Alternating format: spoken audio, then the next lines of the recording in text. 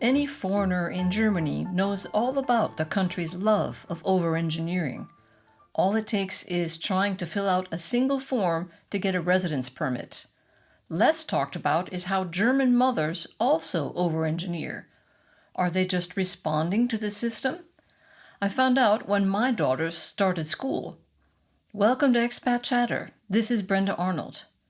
Raising my kids bilingually was of paramount importance to me, so for the first 3 years of their lives, they were at home with Michelle, our wonderful babysitter from Oregon.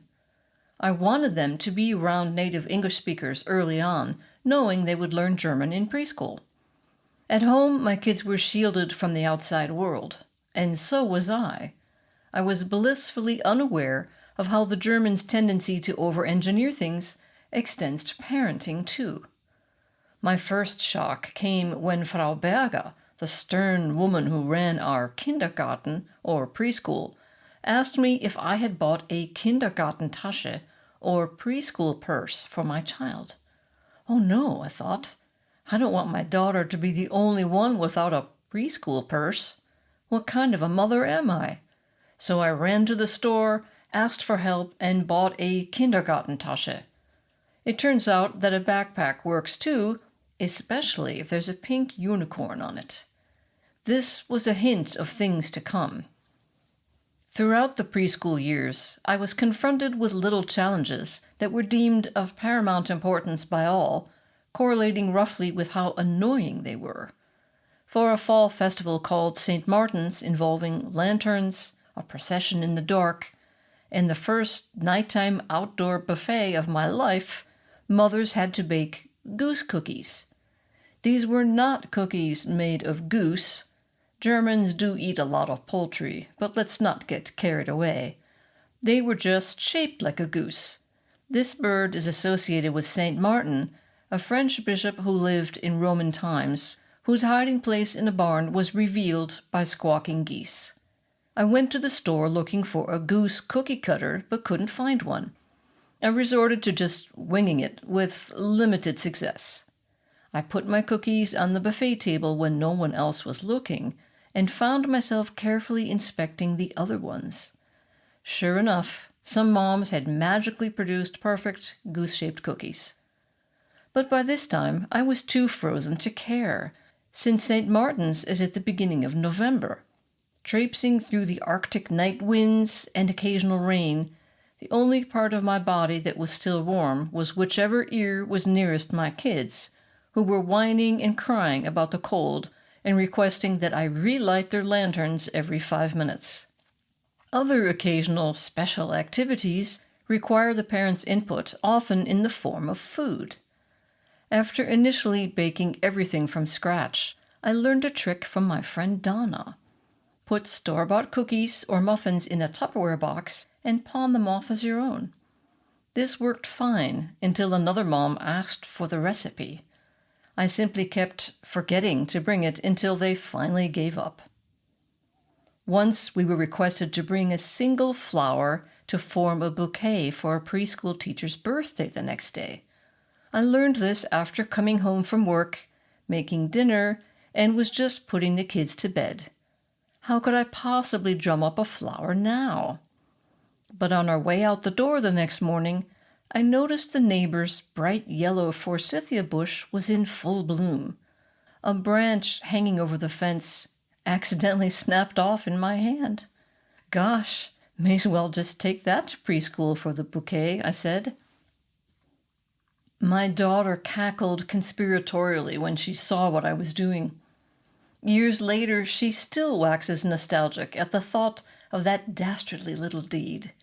It's so fun to see your mom do something bad. After 3 years of preschool, I felt I had mastered the art. I knew when to bring cookies, flowers, and gifts, and had even learned the random Bavarian Christmas song. Es wird schon gleich dumper, if you care to test your prowess, in Bavarian dialect. Then came school. This brought a whole new level of challenges, just worse, since many of them went unsaid. Preschool did have a schedule, but it mostly involved finishing your art project in time for Mother's Day. If preschool was a 3-speed bicycle, school was a Harley Davidson. The pace was so intense that first graders learned to read by Christmas within just 3 months. The expression lies, damned lies, and statistics comes to mind with regard to German schools. Except I would replace the statistics part with this: you don't have to help your kids with their homework. This is what a teacher told us at a parent-teacher conference when my kids started gymnasium, the top-tier secondary school in Germany, which is far more rigorous than American high school, as I would later discover. I believed this statement about homework, figuring that a teacher would know what they're talking about. All the German moms nodded in agreement. The next day, these same moms sat down with their kids at the kitchen table, spread out the school books, rolled up their sleeves, and said, "So, what have we got today?" Because almost all the kids need help from their parents, sometimes even from a professional tutor. The extent to which mothers help their kids with school is reflected in the exclamation one sometimes hears, "We got a 1 on the test!" A 1 being the equivalent of an A. The we, not you, speaks volumes.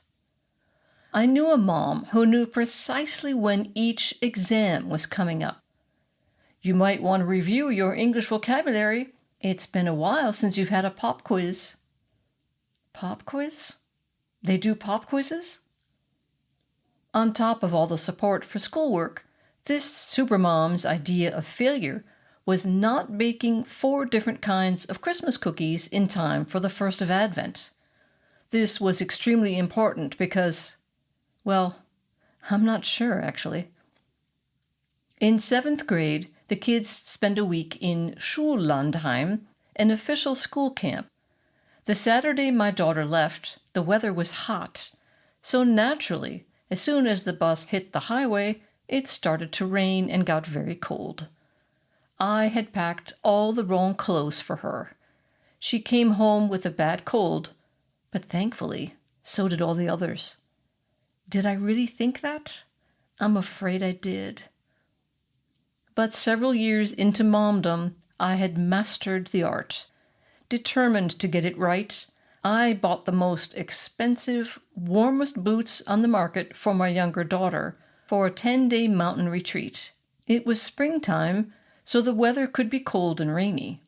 At my insistence, she reluctantly agreed to take along these very uncool boots. This was my moment of triumph. My daughter later confessed that they had gone on a hike on a wet, muddy path. While she marched along merrily in her 7-league boots, the others kept slipping and sliding in flimsy sneakers.